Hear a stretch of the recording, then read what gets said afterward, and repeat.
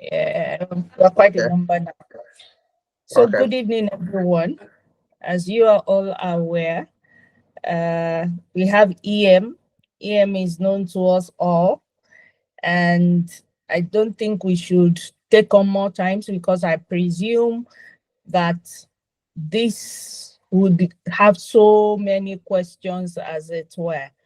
So on that, one second, I'm also rethinking again that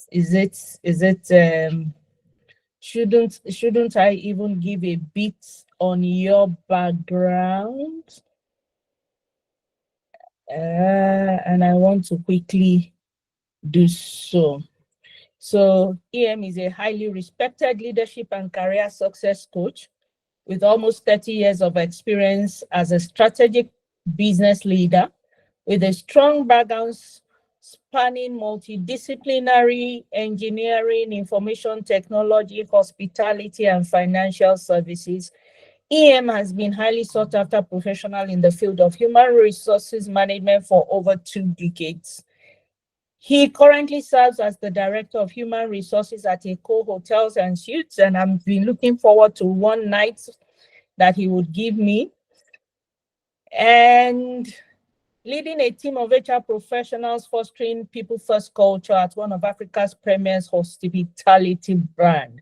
In addition, he's the chair of the HRCI Certification Council. Not so many people know that, but I've taken advantage of that severally, where he plays a pivotal role in advancing global HR standards and professional certification.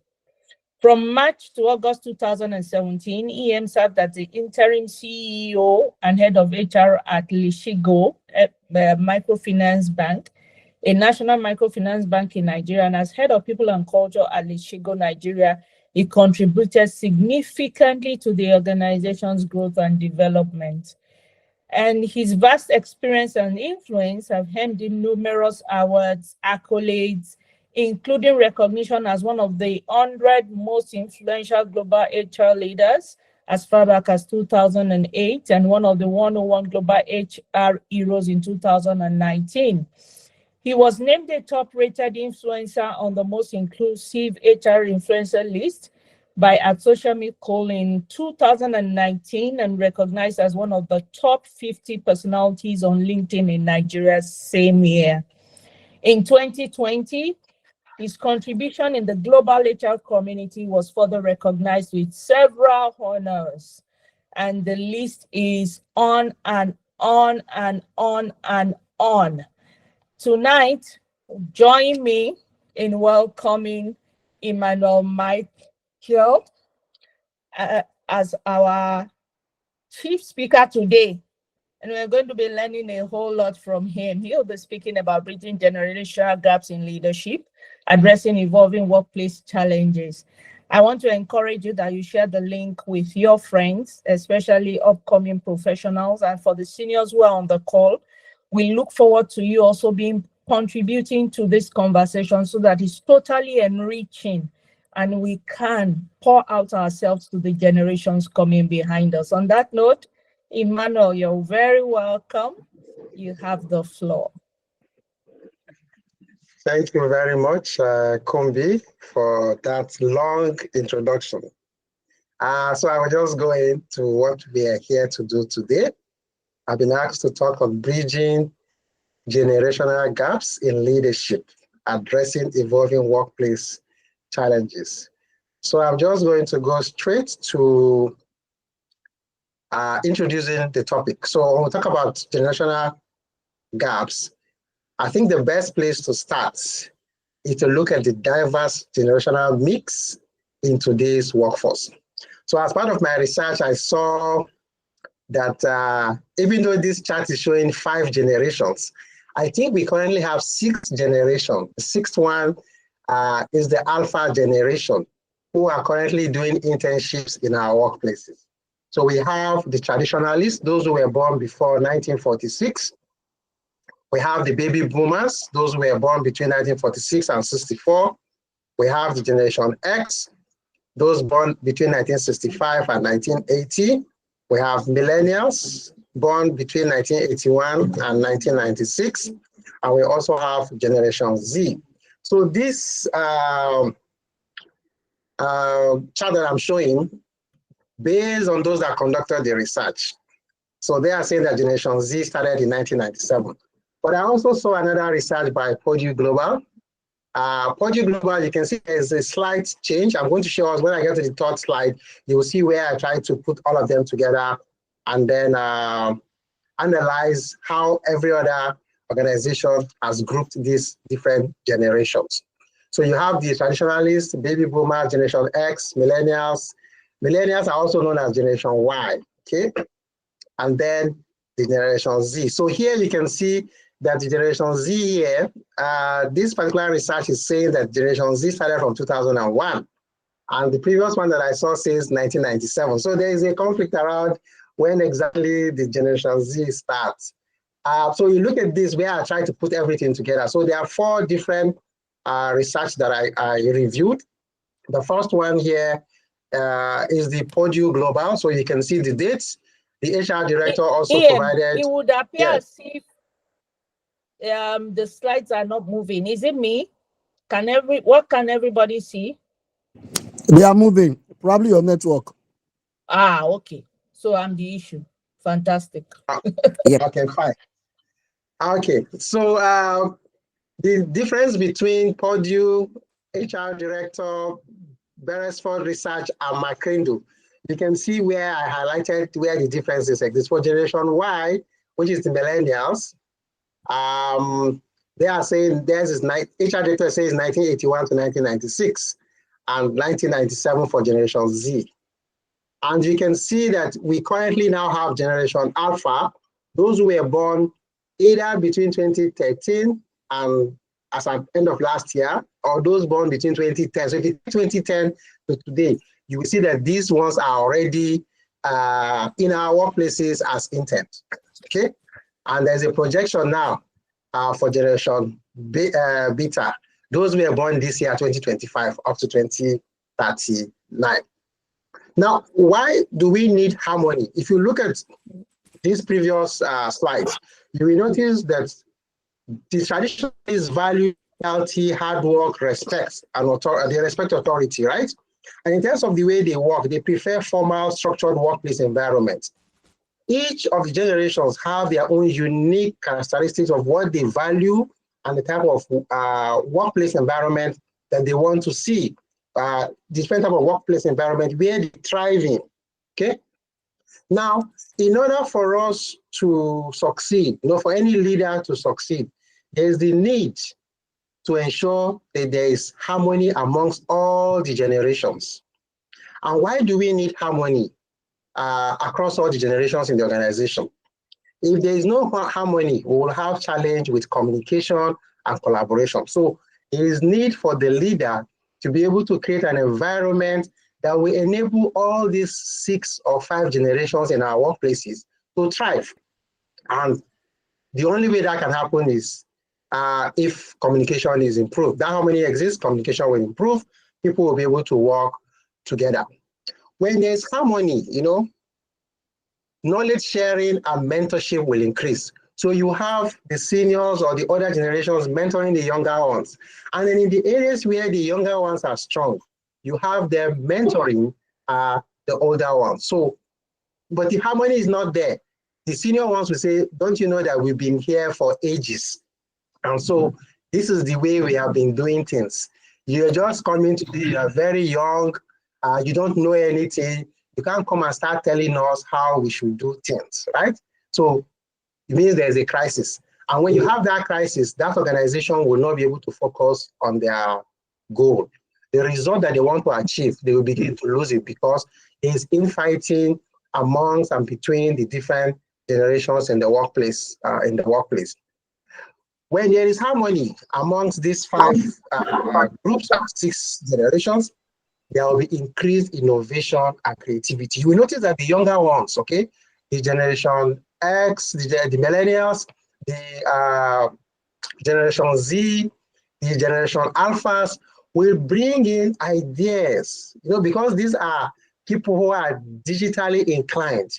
They're able to bring in ideas. They're even the ones who are more eager to understand AI. Okay? They'll be able to bring in these ideas and see how do we use the latest technology to be able to improve the operations of the company. Okay, so there is need to have this harmony amongst all the different generations. And then one other reason why harmony is critical for leadership effectiveness, for the generational harmony is why generational harmony is critical for leadership effectiveness and business success is that it will help to enhance workplace culture. Okay, in enhancing workplace culture, basically what I'm trying to say is that each of the generations within the workplace understands the other. And because we understand the other, we're able to ensure that we take in different views. We make sure that everybody is included. There's inclusiveness in that particular organization. And then sometimes there's these stereotypes, biases that people have. Because we understand the peculiarity of each generation, it makes it easy for us to accommodate the lapses or the nuances from the different generations. So we create a workplace culture that enables everyone to be able to thrive, irrespective of the differences that they come with to that particular organization. So these, for me, are the reasons why we need to have harmony across all these generations in the workplace. Now let's take a look at some of the key workplace shifts. Okay? Depending on the generation. So you look at the traditionalists and baby boomers, which I have on this screen. In terms of what they value, you will notice that the traditionalists value loyalty, ability. These are people that want to stay in one organization for 20 years, for 30 years, right? They don't want to go anywhere. Those are the traditionalists. They have respect for hierarchy. They believe that instruction should be top down. Nobody should come from the bottom to say something. They believe in work ethic, okay? They just do their work, come there, do the work. And these are traditional people. This is the way we used to do it. In my dialect, they say it is omenala, okay? The tradition. The things that we have been set in place, we can't shift those traditions because these are the way the traditionalists think, and that's what they value. For the baby boomers, they also have a strong work ethic. They are career focused. They are focused. They are career focused, and they are interested, okay, in their personal achievement. They love recognition. They love teamwork. In terms of work style, you will notice that traditionalists like a structured workplace, okay, because they respect hierarchy. They want everything to be structured, interaction face to face. They are always emphasizing on experience. I have 20 years experience. I have 30 years experience, okay? They focus on task completion. When you compare them with the baby boomers, you notice that the baby boomer is a mix of formal and informal communication. It doesn't just have to be face-to-face. They can use emails, they can use phone calls. Leadership expectation for traditionalists and baby boomers, you can see there that talked about authority. They expect that the leader will be a very strong leader. Traditionalists expect that the leader will be strong. The leader should give clear direction. The leader should respect, they respect the experience of the leader. So if the leader is not well experienced, you feel this person will not be able to carry us along, okay? Baby boomers, they value stability, clear expectations, and recognition for their contribution, okay? Then in terms of technology, you will notice that the traditionalists, they are those ones that say, no, we are used to SMS. All this your WhatsApp, you don't want to do it. All this your email, no, write a memo and print it and bring, okay? So they try to resist technology. They focus on practicality. And to help these ones, you need to provide them training for them to be able to use, and you need to be patient with them, okay? While baby boomers, they love adopting technology. Sometimes they may be more resistant to change than the younger generation. So in terms of workplace dynamics, you will see that for the baby boomers, they recognize their need for acknowledgement, okay, and stable environments that can improve their workplace dynamics. So they want you to recognize, whenever they do something, they want you to recognize them. So here I'm looking at Gen X and Gen Y, okay? In terms of value, Gen X values autonomy, work-life balance, adaptability, and practicality. While millennials are those ones that will say, I want to know why I am doing this work. Why am I in this office? What is it that I want to achieve? They love diversity.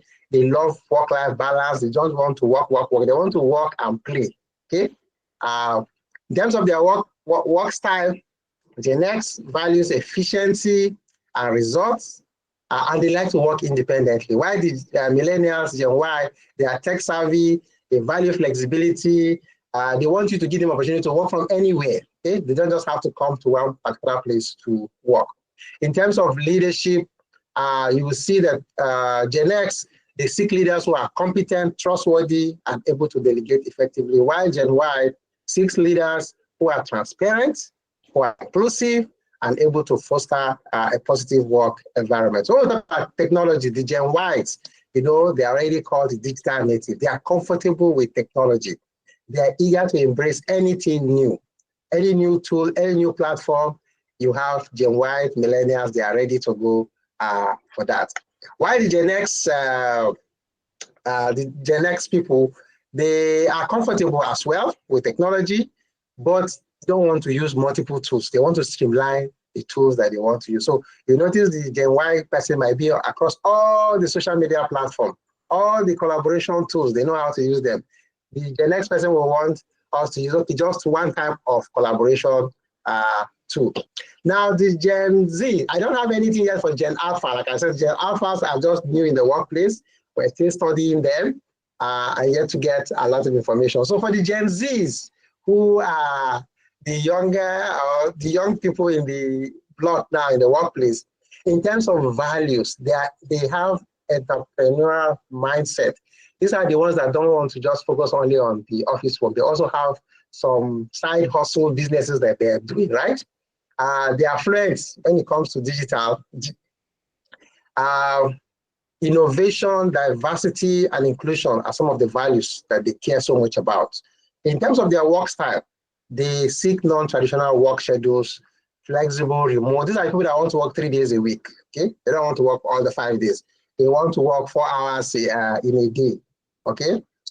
They seek non-traditional work schedules, flexible, remote work opportunities. In terms of leadership expectation, they value authenticity, they value transparency, and they value leaders who are open to feedback. So they are the people that when you say something to them, they want to give you feedback, okay? They feel that they should not just take. They want to let you know you are not managing them well or they want something more. So they are also digital natives. They are comfortable with technology. They are eager to embrace new tools and platforms. In terms of workplace dynamics, they prioritize their men.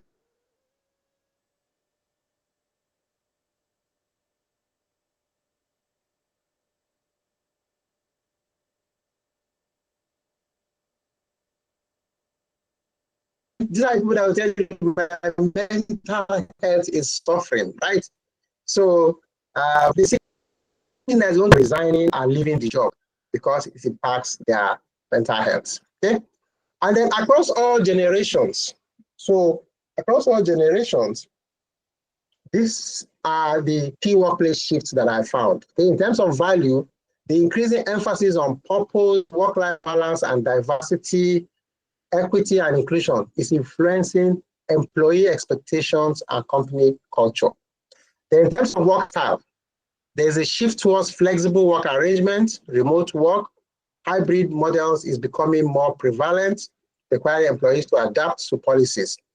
And in terms of leader expectation, the workplace shift they were noticing is that leaders need to be adaptable, they need to be inclusive, they should be able to foster positive, supportive work environment that caters to diverse people, needs, expectations of the different generations.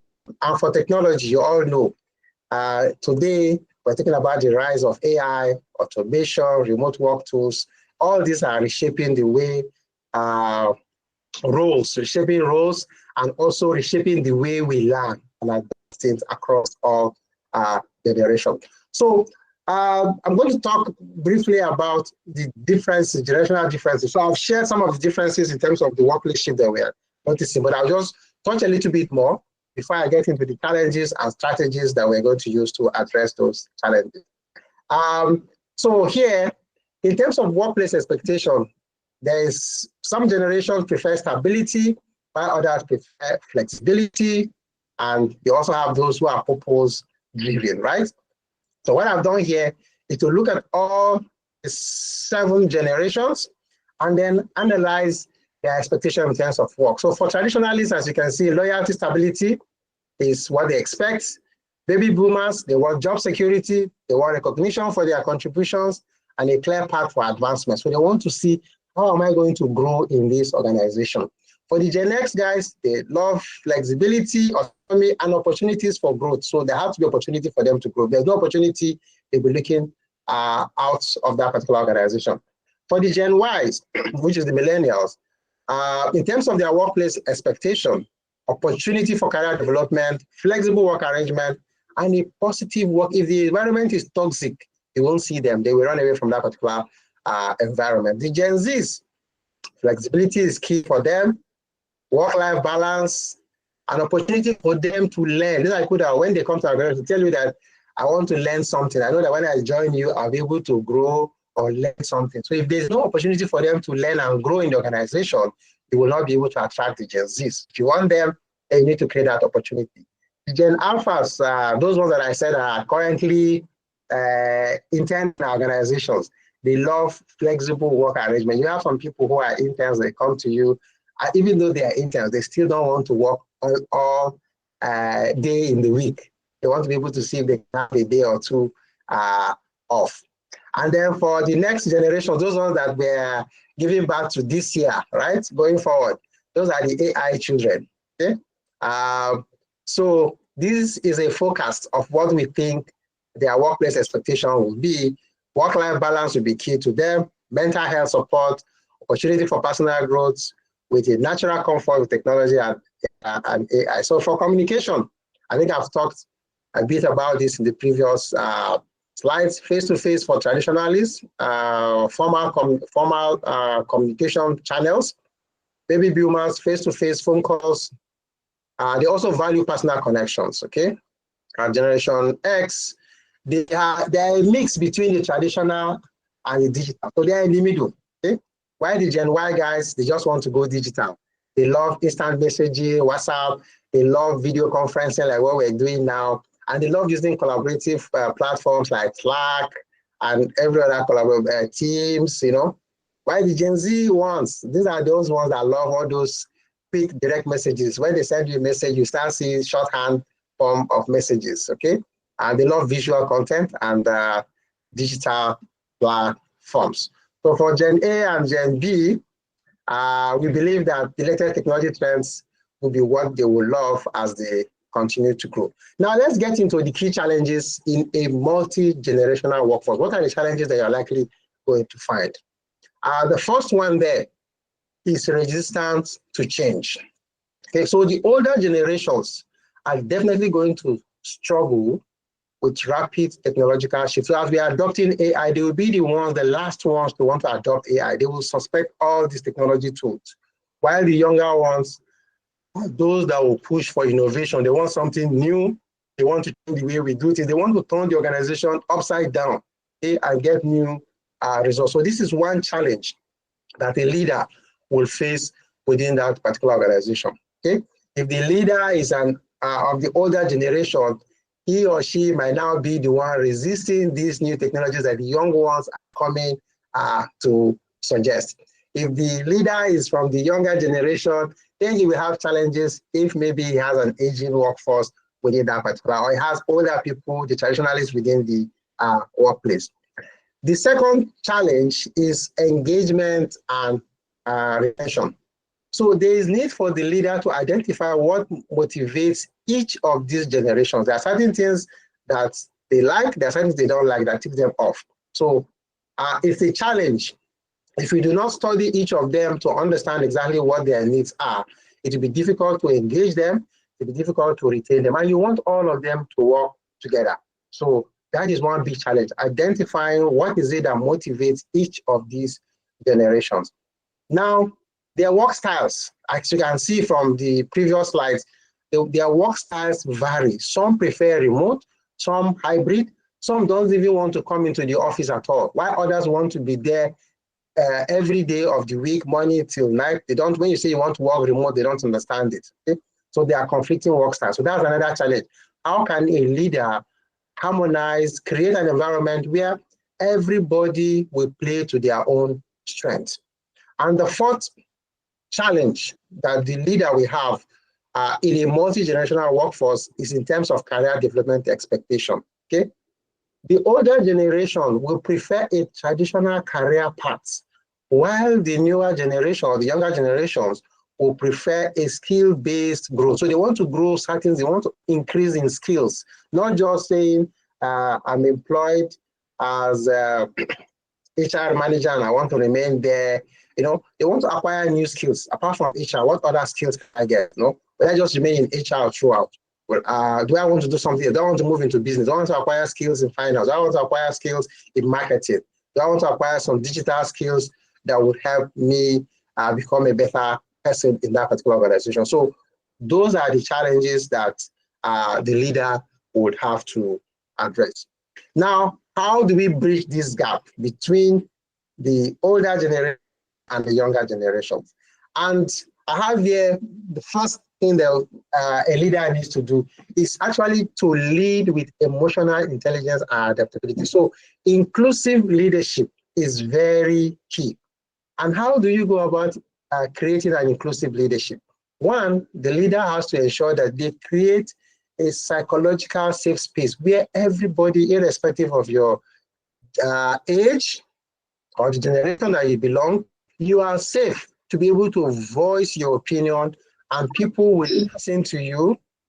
People will listen to you and address that particular issue. So the leader has to be one that values diversity of thoughts, okay? And not just say, okay, because I'm of the old school, only old school ideas are better than the new school ideas. So he needs to be able to get all these ideas and then sift through and make the best decision for that particular organization. And it has to show that he's listening to everyone, he's taking on board all the different ideas that are coming. The third on how way that the leader can show that he or she is inclusive is by empowering others. So the older generation might have challenge with technology. What are you doing to empower them so that they can work well with the younger generations? The younger generation might feel that the older generation are obstinate. What can you do to empower them to understand how to work with the older generation? Active listening is also very key. Conflict resolution, ensuring that we cannot run away from conflict. So what will the leader do to ensure that he or she creates a room where we can define how we resolve conflict, and then building trust. You can only build trust by doing what you say or saying what you will do, right? So by living by example, the leader himself or herself needs to lead by example. And when they now see the leader is able to collaborate with all the different generations within the organization, every other person, both junior, senior, will begin to collaborate. And then promote that positive workplace culture. Provide training for people to understand all the uniqueness of each of the generation and how to relate with them. So this is very critical. So this is one strategy that the leader will use to address the gap, okay? To address the gap. Now, the second one is reverse mentoring. So because today you have younger people within the organization, before now, we usually have the older people mentoring the younger ones who are young in the profession or in the organization. There is the need to implement reverse mentoring, where we encourage the younger ones to bring, some knowledge, teach the older ones some of the things that they are lacking. And I've outlined there the steps that you can take to implement reverse mentoring. There are some organizations, which I will show us down the line, that implemented reverse mentoring in the organization, and they got tremendous benefit from it. So in order to implement reverse mentoring organization, there are 6 steps that you need to go through. One, you need to define clearly what is it that you want people to learn. What do you want the younger ones to teach the older ones, okay? Then you then select the people who are going to participate in that particular process. So you do like a pilot, select those people, and then when it works out very well, you can then begin to think of how to scale it. Provide step 3, provide structure and guideline on how it is to be done. And then in step 4, you encourage open communication, okay? Encourage open communication, monitor and evaluate progress to see what are the things that are working, things that are not working, and then we begin to course correct. And as we go along, at each milestone, it needs to celebrate success. Then the third thing is customizing employee experience. So because we have 5 or 6 generations in the workplace, we need to be flexible in our policies, okay? The policies should be able to address the diverse needs. Let's not make the policy one way. There's this policy about medical, where people will say, okay, medical is for you, your spouse, and children, okay? So you have situations where people are single parents. You would not say because the person is not married, it doesn't cover. Or maybe the person doesn't even have children, but they have a ward that stays with them. You don't say because it's not your child, but the person is entitled to medical for self, spouse, and children, okay? So we need to be flexible to create policies that will capture everyone so that there's no one who is left out. So one of the policies that we need to look at to create that customized employee experience is in terms of flexible work arrangements, okay? There is need to have a policy that addresses for those who like remote work options, how can they access it? Those who want flexible hours, how can they access it? Those who want compressed week, you need to create what we call a flexibility bank, okay? Whereby we have different options. So one person can decide to choose, okay, I don't want to work 5 days a week, but even in not working 5 days a week, some days I want to work remote, some days I want to work on site. Okay, I'm not just say, okay, your contract is you must be on site, and your contract is completely remote. So how flexible, choose options, mix and choose what you want to, and then that will create the experience that they love, and you get to retain them.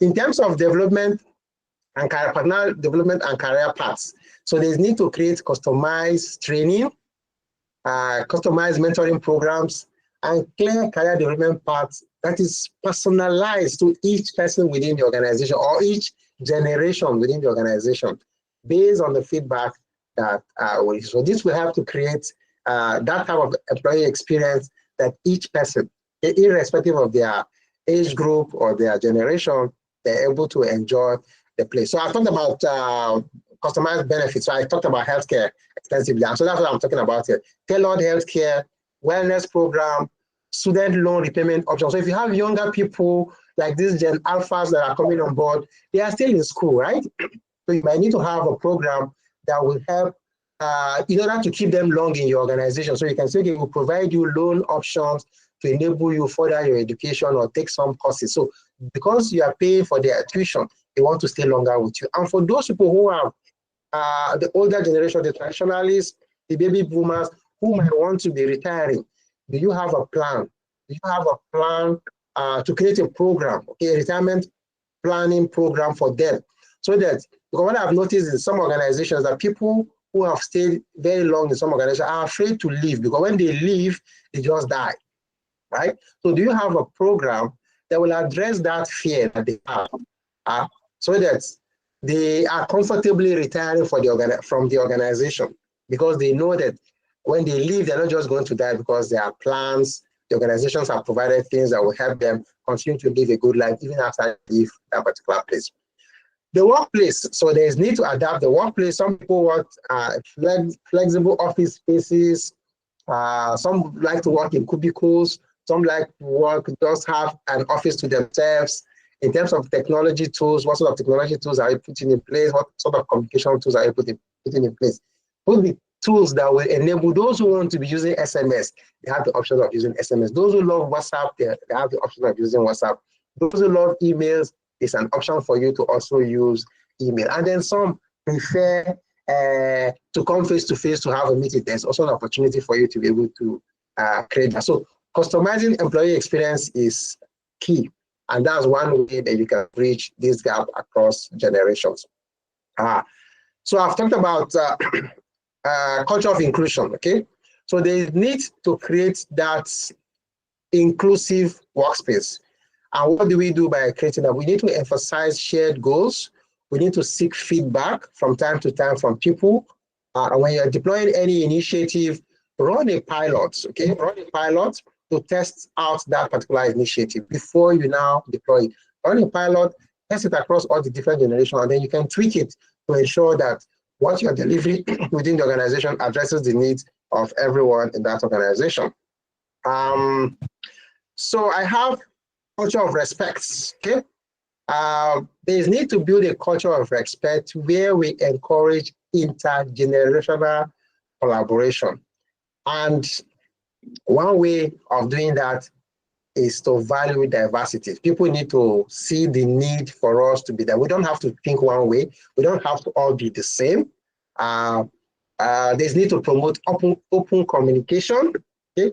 Create an environment that will ensure every speak with respect, right? And address people appropriately. Then there are some stereotypes that we believe these young ones, they are very stubborn, this, they are that. The older people, they are obstinate. They need to address all these stereotypes. So pick out all the different generations, address the stereotypes with this generation so that people are comfortable to be able to relate with one another, with each other in a respectful way. And there is need to always emphasize empathy, okay? People should always ask themselves, if I'm in this person's situation and this scenario plays out, how am I going to take it, okay? So we need to emphasize empathy and understanding at all times. Now, the next thing is technology. There is need to leverage technology. And what do we do with technology? We need to implement tools that will help balance the generational preferences. So I've talked earlier about the different means of communication. So when you're deploying technology, see how you can implement tools that everyone across the organization will be comfortable with, or add features that will make it possible for everyone to be comfortable with that technology. And how do you do that? You need to assess the generational technology preferences within different generations in the organization, okay? And based on that feedback, we then begin to implement flexible and customizable platforms that will address everyone's need. And I talked about some want to use SMS, so create multiple channel of communication system. Don't just say it's this one way of communication, it's Slack. If you don't know how to use Slack, then forget it. Some people might not know how to use the Slack. They prefer their old good SMS, okay? They prefer WhatsApp, they prefer email, they prefer face-to-face. Create multiple channel of communication, multiple channel communication system. Then it needs for you to continually offer training and support. When you deploy any technology, you need to know that there are certain people you need to spend more time with. So don't just leave them and say, okay, everybody learn at the same pace. No, people have different way that they learn, and some are able to understand very fast. Some will take some time for them to assimilate the tool that you are deploying. So they need to offer that continuous training, offer that continuous support. And today, since we already have AI, see what you can do with automation. There are things that you need to automate, see how you can automate them, and then deploy some AI tools. And last but not the least, regular feedback. So you have to keep taking feedback from time to time on the technology tool that you deployed, and then keep improving it based on the needs of the different generation. So I'm going to share some case studies and best practices, okay, of organizations that have multi-generational workforce, and what did they do, okay? So the first one, I'm going to share success stories, and I'll also share one negative story, okay? So success stories of companies that effectively manage their generational diversity. The first one that I have on the list is Microsoft. So you can see from this picture on my screen, you can see that the mentee is the 47-year-old Michael, and the mentor is the 28-year-old Magnus, right? So this is where you have the baby boomers, traditionalists, and you now have a millennial who is there, or a Gen Z person who is now becoming the mentor. So what did Microsoft do? So Microsoft, their strategy was that they implemented reverse mentoring programs where younger employees mentor senior leaders on technology trends and digital tools. So for those things that you think the younger generations are good at, let them become the mentors to the older generations in the workplace. And for those things that the older generations are good at, let them become the mentors for the younger generation. What was the impact of this reverse mentoring program that Microsoft deployed? You notice that it helped them to enhance digital literacy among their senior staff, and it fostered a culture of continuous learning and mutual respect within the organization. So this was what happened in Microsoft. There's a quote here from the GM of Microsoft in Norway. It says, reverse mentoring helps me get insight into the next generation, who they are, what they value, and how to communicate with them. So this is the advantage that they got. Now, the next organization that I want to show is Deloitte. Okay, so Deloitte deployed something that they called mass career customization. Okay, so they looked at each person or each generation within the organization, and they decided to customize their career growth. Okay, and what was the strategy? So Deloitte deployed or introduced the mass career customization program, allowing employees to tailor their own career paths and work arrangements based on their personal and professional needs, which means everyone had maybe like a talent review or talent review platform where they can decide, this is how I want to grow within the organization. These are the opportunities. Everybody designed their own career path within the organization. That was what Deloitte did. Instead of saying, okay, everybody, this is how you need to go. This is how you need to grow within the organization. But each person decided by themselves how they want to grow. The impact is that it improved employee retention and satisfaction by aligning work structures with diverse career aspirations and life stages. So depending on your life stage, you can choose what you want to be, how you want to grow, and all that. And so there's a quote here that says, the MCC framework enables building the talent strength needed to deliver on goals. Okay.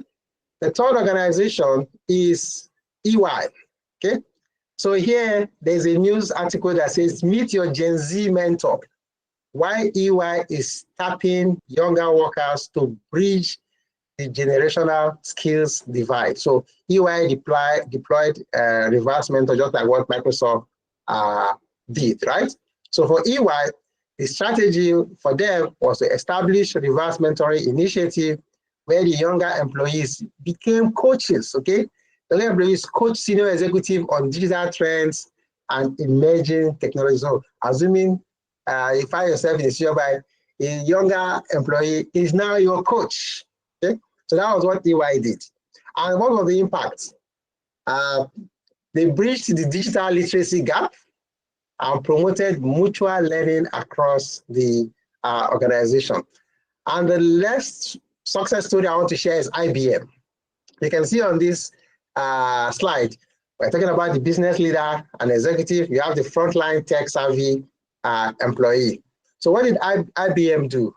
They also implemented or pioneered the reverse mentoring programs that pair younger employees with senior executives to teach about emerging technologies and social media. So some of these older employees, they are scared of social media. No, I'm not on LinkedIn, I'm not on Facebook, I'm not on Twitter. They don't want to be anywhere social media. So they paired younger employees with senior executives, so they teach them about technologies and social media. What was the impact? You notice that the senior executive became, they improved in terms of their digital fluency, and that also fostered mutual respect across generations. Now, Google, okay? So let's look at what Google did. Google's own strategy was to implement flexible work policies, okay? So whether you want to work remote, physical, online, and all that. And then continuous learning opportunities and opportunity communication channels to cater to a multi-generational workforce. So Google did a lot of things, okay? Work policies, they look at their work policies to make sure it caters for all the different generations, continuous learning opportunity, open communication channels, and the impact is that it ensures that employees from different generations feel valued and engaged, because you know that my voice matters. If the organization is concerned about me, they're interested in me in this organization. So that was the impact, contributing to a cohesive and innovative work environment. Okay, so those are the success stories. So I have one failure story here to also share from an organization that failed. This one organization decided not to consider the different multi-generations that they have within their workforce, and it impacted on them heavily. So the company is known as Firestone. I'm sure most of us know Firestone Tire and Rubber Company. Okay? So Firestone they wanted to have a homogeneous workforce. And because they wanted a homogeneous workforce, what happened? It led to their decline. Okay? So the company favored hiring and promoting only individuals who mirrored the existing leadership. They wanted everybody to look alike. Okay? And that now resulted in a lack of diverse perspective. So everybody was thinking one way. Just like what happened to Nokia. They refused to adapt. And when they refused to adapt, what happened? They died. Kodak. When they refused to adapt, what happened? They lost the digital camera business. So that was what happened to Firestone. So by 1972, all the top managers in Firestone, they've never worked anywhere else. Okay? Never worked anywhere else. And 1/3 of them were second generation employees. And then as a result of this, it prevented the infusion of fresh ideas. There was no more fresh ideas. They were not taking on younger people. No fresh ideas. And it made Firestone to struggle. There was no innovation, no competitiveness within the organization. And what was the outcome? You notice that their finances began to go low. They started making losses. And in 1988, they were acquired by Bridgestone. So they ignored the different generations within the organization. They focused just on the older generations, and they were not able to move with the trends. And that was how they lost out. So I hope that from what I've just shared, we will all agree that there is need for us to embrace diversity of thought. And when we do that, we're able to foster collaboration, we leverage technology. And when we do all of this, we notice that leaders can create a thriving and inclusive workplace where all generations can contribute. And when they contribute, what will happen? They will contribute to innovation and growth. It will not be like Firestone. It will be like all the other stories that have, all the other companies that have success stories. So the key to success, like we have seen from my presentation, it lies in empathy, adaptability, and continuous learning. So we need to continually learn about the different generations and what do we do to help address their needs. Okay. While Generation Alpha is often referred to the hyper generation, Generation Beta will be known as the AI generation. So the question now is, are you ready for the AI generation? What are we doing to prepare for the new generation of workforce that we'll find within our system? From this quote from Simon Sinek, it says, leadership is not about being in charge. It's about taking care of those in your charge. So those in our charge, what are we doing to take care of them? So that's basically what I have to share with us. Thank you very much for the opportunity to be able to share. I hope I still have everyone online. Thank you, Ian. Fantastic, fantastic. Please, let's celebrate him. And I listened to you. I could identify with every bit of what you said, having dealt with multi-generational workforce. And I have one or two questions. I can see some hands up. I see the Graham and I see Omoyemi as well. One thing that is key in all of this, I'm not even sure about, yes, there's empathy and all those things you have mentioned. I think the real big deal is also ability to listen. Listening is an art that enables you to cross those generational borders. I mean, as you were talking, I remember in one of my the organization I have worked, I recall that it was when I joined that organization, there was the baby boomers and even traditionalists, so to say. And the concept of using WhatsApp, I had to create WhatsApp group so that leadership can have quick conversations, and even getting them, I had to take everybody's phone to download and install. It was nearly absurd, you know. But now I think back, they are members of my team. Yeah, when you were talking about Slack, and we use Teams in the office, and honestly, their default is to just send me something on Teams. I'm still expecting an email. So I am having to consciously catch myself and ensure that, look, the platform of communication has to change, and you have to be adaptable. That's why I would say adaptability. That's what he calls it. And it's something that is absolutely essential, but that can only begin to happen when you listen. And in this listening thing, I find that we have mind blockers. Mind blockers, as you're muted here. Mind blockers, we have perceptions already about each generation, and that does not enable people to listen. You know, I look at HR practitioners that are on the call, and they know some of these things that you have said. For some, it's new, for some, it's not new. But the question is, how do they break these mindsets across all these generations and be able to listen? That's the first question. As I look at Gen Alpha, uh, I recall having a conversation with my younger daughter, the last one, and I said, do you ever even listen to news? By the way, if you have them in your house, you will note that no, they don't watch TV anymore. In 5 years, TVs are going to become very redundant in homes. It's only going to be, except, well, where you have, because even now, most of the Generation X either use their tabs as well, to watch what they want to watch. So I was just saying, do you follow news at all? Said, well, mommy, I get what I need to learn on TikTok. And I'm like, you will only hear abridged things. Some of the social media tools, what are your thoughts around them? Are they going to really become official tools? The rate at which we're going, because especially for that generation, you had mentioned in your presentation, they are quick and they want something that is visual. They want something that, that can resonate with them.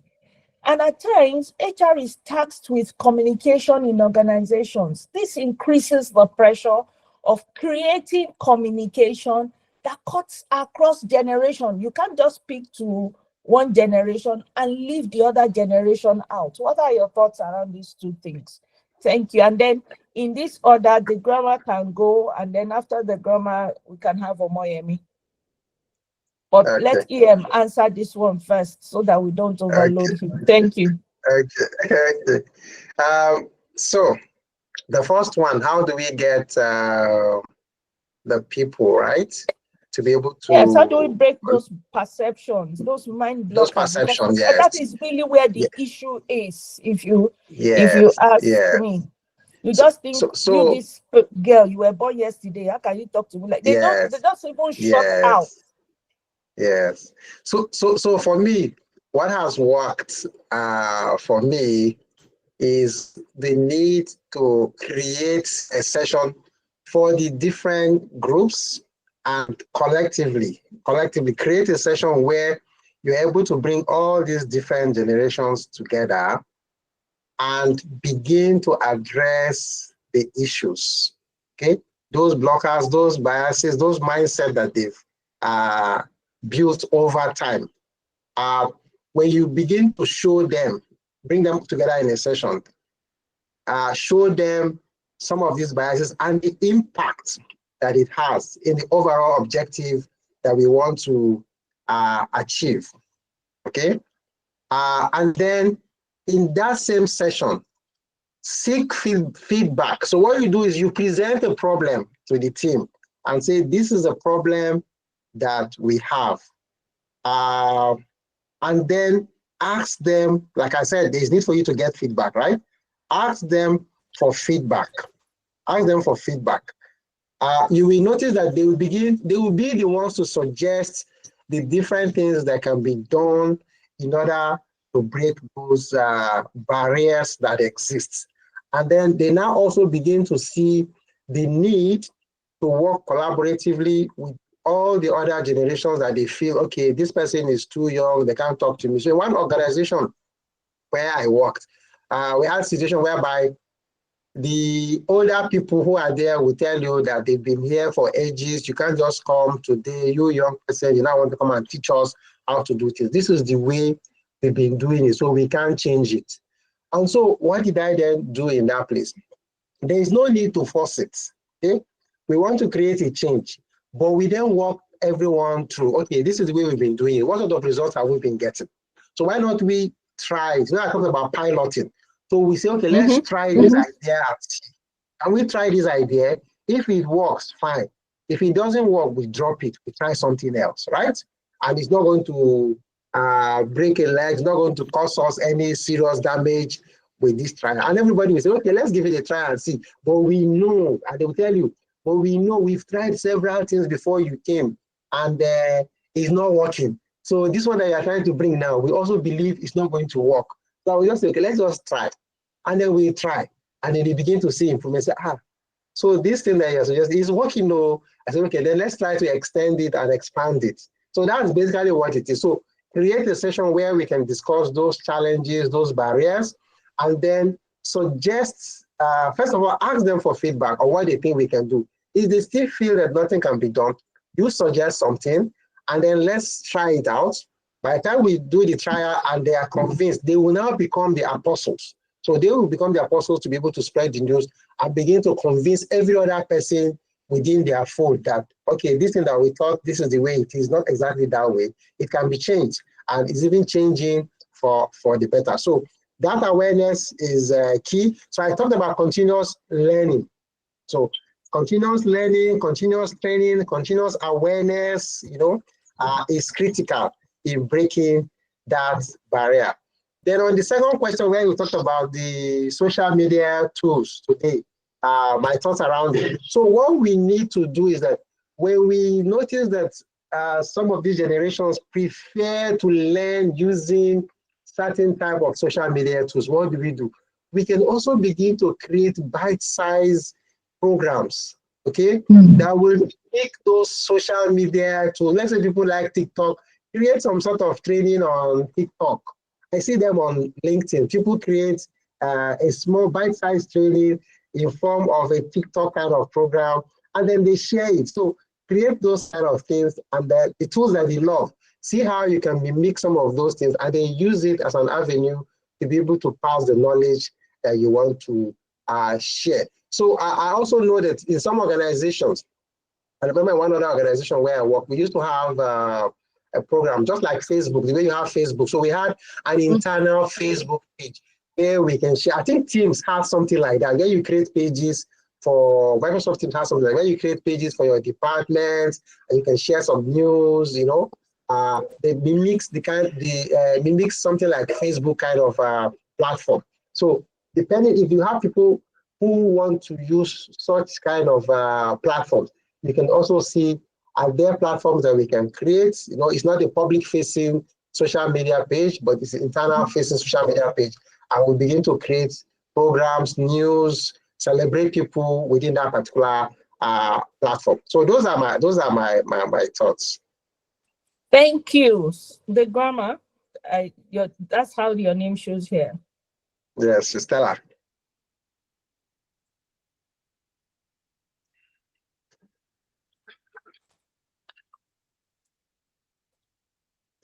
Stella, I see there. Your hand was up. Oh, it's still up. The hand is still raised. Okay, the hand is still up. Yes.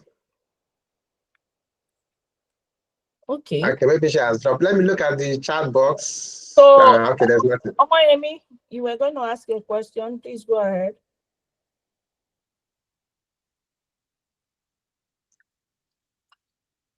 So, you guys, you can put your question in the chat box as well. Yemi, please go ahead. Good evening, everyone. Thank you so much, EM, for a brilliant presentation. I just want to ask, for reverse mentoring, what would you say if an organization were to embark on it? What approach would you say it should be given? Formal, informal, semi-formal? What approach do you think will be best suited to introduce reverse mentoring into an organization? And then secondly is how is it possible, or as organizations, can we start to look at developing leadership pipelines, around multi-generational workforce? How can we also do that to ensure that, leaders, leaders who can manage more, or, I don't know, how can it be? Anyway, how can it be institutionalized? I think that's my question. Okay. So for reverse mentoring, my recommendation would be to formalize it. If you make it informal, people might not take it very serious. So there's need for you to formalize it. Like the steps that I shared, okay? In formalizing it, you need to craft an objective. Why do we want to do this? So there has to be a very strong reason, okay? There has to be a very strong reason for wanting to deploy reverse mentoring. So maybe you say, like I gave the example, if you look at the companies that I shared, some of the example is that we noticed that the older generations are not good, they're not tech savvy, right? They are not good in it. So it might not necessarily be tech.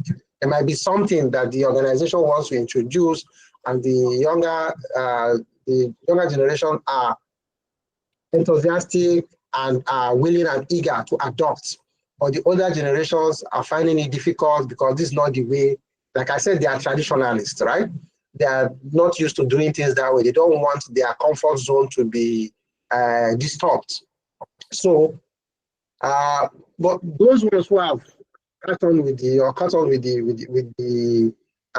initiative that you want to deploy, or whatever trend it is that you want to deploy, because they are younger in terms of age, there is need for you to formalize. So create that objective. So when people understand this is why we're doing what we're doing, and this is how we're going to measure it, these are the people that we want to start with. So you can start it small, like I said, for everything you want to introduce, create a pilot. Don't just go full scale. Create a pilot and then test it out. When we've seen that it succeeds or it's succeeding, it will make it easier for more or other people to begin to adopt and participate in that particular program. So my recommendation would be to formalize it. Have a paper that will show everyone, and then you can do a presentation. In one organization where I joined, I wanted to roll out a program. This is something that they are not used to doing, okay? So what did I do? I gathered all the leaders together in a room and then shared my findings. These are my findings. These are the challenges that I've seen over the period that I've been here, for the first few months that I've been here. These are my findings. And everybody agrees that, yes, those are the problems. In fact, they've been looking for someone who help articulate all these challenges, these barriers that they have, that they've been going through. So after we've agreed that there's a problem, the next thing is we need to find a solution. So I started asking them, so what do you think we need to do? They said, no, since you have found the problem, suggest something for us. And that was how I suggested what we need to do. And before you know it, everyone is now asking me, so when are we going to start this thing? Because you said when we start this, it's going to address this particular problem. You get it? So there's need to formalize it. When you formalize it, it will help to go a long way. Then the second question around leadership pipeline. There is no one who knows how to manage these different generations from birth. So what I will say is create a program. If you check some of those success companies that I shared, you notice that they took deliberate and intentional steps to do what they did in order to get the results or the impact that they desire. So for you to be able to have leaders who will be able to lead across different generations, you need to have a program. Come up with a leadership development program that will address those things. I talk about inclusive, especially inclusive leadership. So I will say a program around inclusive leadership. Okay, teach them all that about inclusive leadership. And in that class, don't just include only the older people, include the younger generations also, so they understand how to manage people who are older, because you have situation where you have a younger person being given a big responsibility where he or she has older people that they need to manage. Okay? So they need to understand that this is how you need to manage these people. This is the characteristics of the people that you are managing in that particular group, and this is how they want to be managed. Okay, and then they will begin them to deploy the situational leadership skill that they've been taught to be able to manage these different generations. So those would be my answer to the two questions. So I don't know if I've been able to address your challenge. Yes, thank you so very much. Thank you. I'm looking through the chat room and there are no questions. Anyone? My hand is up. Oh, okay. Stella, please go ahead. We called you earlier. Yes, I think I had a bit of a mix-up somewhere. Okay, good evening. Thank you, Oga EM, for this session. I have a question. I have a concern, right? For example, I am of the generation, I was born in 1974, so that's, no, we're not baby boomers. That's Yeah, Gen X. Gen X, aha. So in a situation where you are in an organization where your own the people in your own generation are set in their ways, and you of that same generation, you're forward thinking, you're thinking more like the younger people, and then these younger people now realize, and then if they're having challenges with older generation, they come to you. How would you advise that that kind of person broaches that matter with their own generation? Do you understand my question? Sorry, no, take the question. I didn't get you. Okay, let me give you an example. Okay, I'm Gen X, right? And I have colleagues who are also Gen X, but my colleagues are set in their ways. They are, you know, they are not ready to be forward thinking. And then, but for me, for example, I'm more forward thinking. I'm more into technology, always asking questions of the younger people. How do I do this? How do I do that? And then, you know, these people, they notice these things. And then, so when they're having issues with people of my generation, they come to me to complain, and they expect that I give them a solution or try to talk to these people. So how would you advise that I broach this matter with the people of my generation? I'll give you a real life example. So one of them, who is a core member, comes to me and says, that is it in line with policy? Because in this organization I'm talking about, I'm not really a staff, but I can say I can pass for a consultant because I'm doing something for them, you know, but I've been able to immerse myself into the organization. So one of them is asking me that they have NYC people, they have interns, and then what I noticed was that the interns and the NYC people, they just use them to run errands, use them as utility staff, make photocopy here, go and bring this file, go and buy food, go and buy me something in the canteen, you know, all those kind of jobs that, as far as I'm concerned, yeah, you use the cleaners or something for it, whatever. Oh no, so this young man comes to me and says that he knows that is not in line with the organizational policy. So that how does he go about it to say no? Because it is in his right to say he won't do that because it's not his job description. But you know, our social system, this whole I senior you, if I send you message, you must go the message. If not, I will gather all your family members and kill them. Do you understand? So that kind of thing. So how and I'm wondering, how do I talk to this my set people, if I let me call it like that?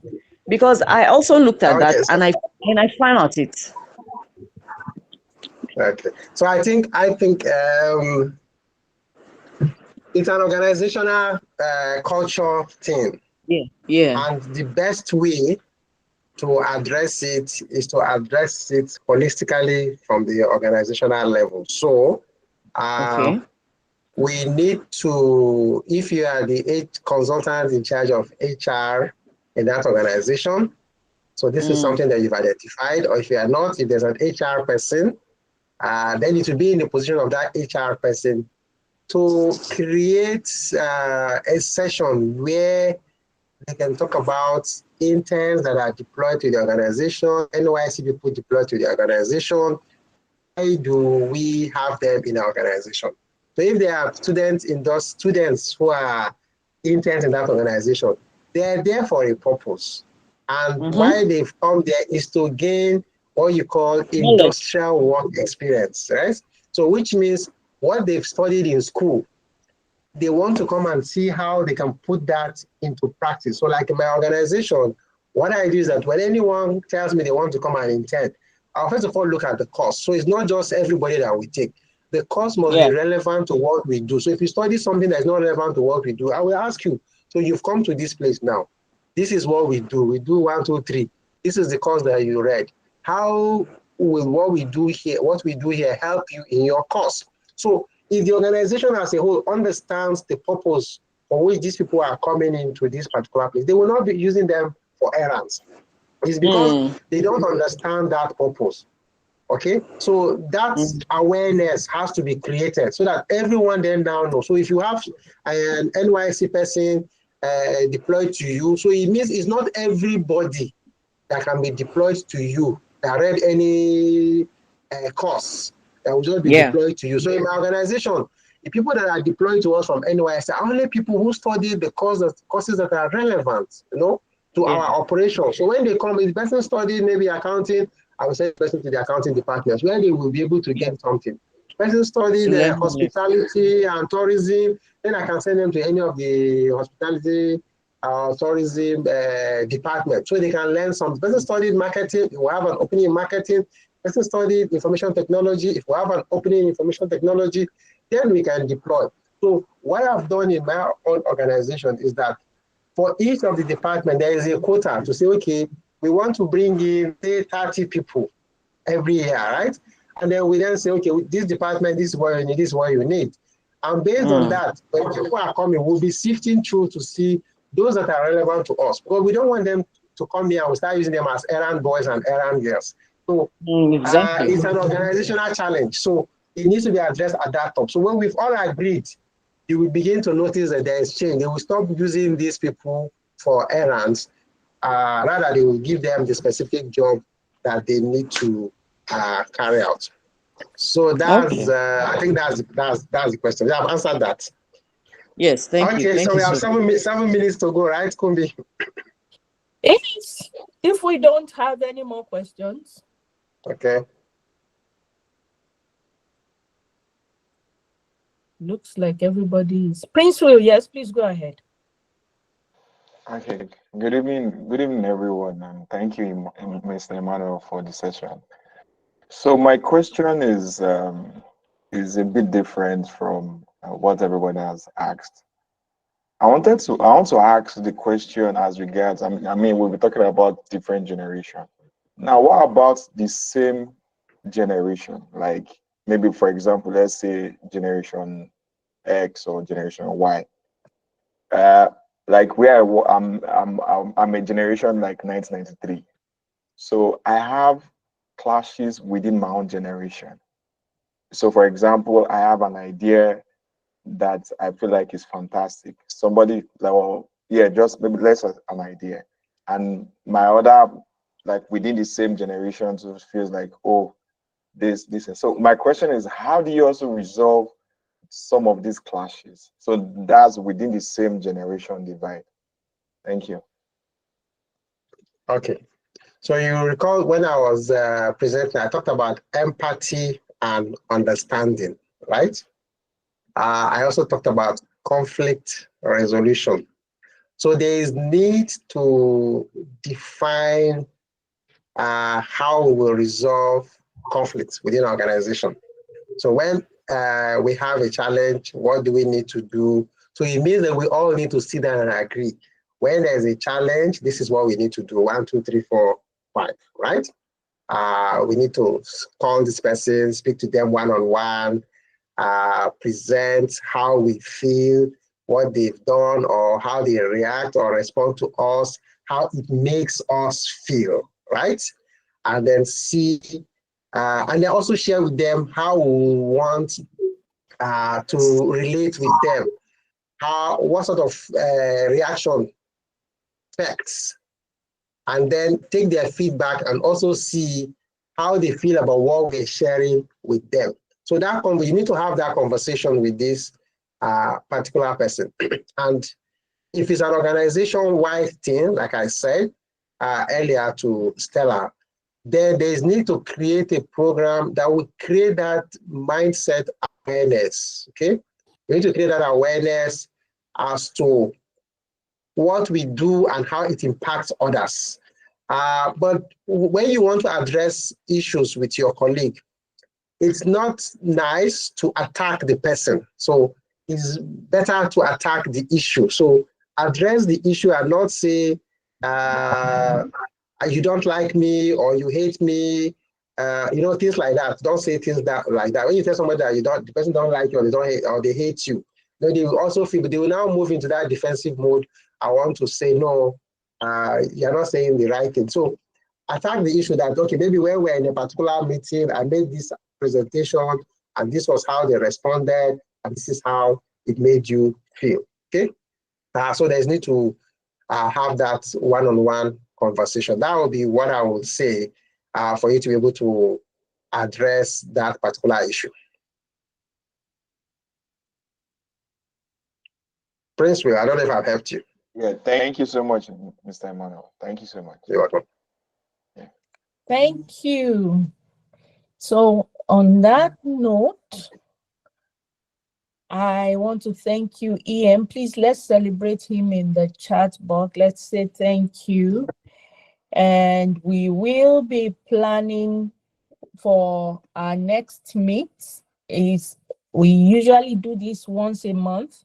And so sometime in April, we will be having another session. If there are topics that you would like for us to take, please, by all means, reach out. You can put some right now in the chat room, and you can also reach out on the WhatsApp group as well. And you can send privately to me. I'll pick it up, and then we'll get any of our senior persons who would be able to take the topic exhaustively. On this note, this is to appreciate everyone who came in here this evening.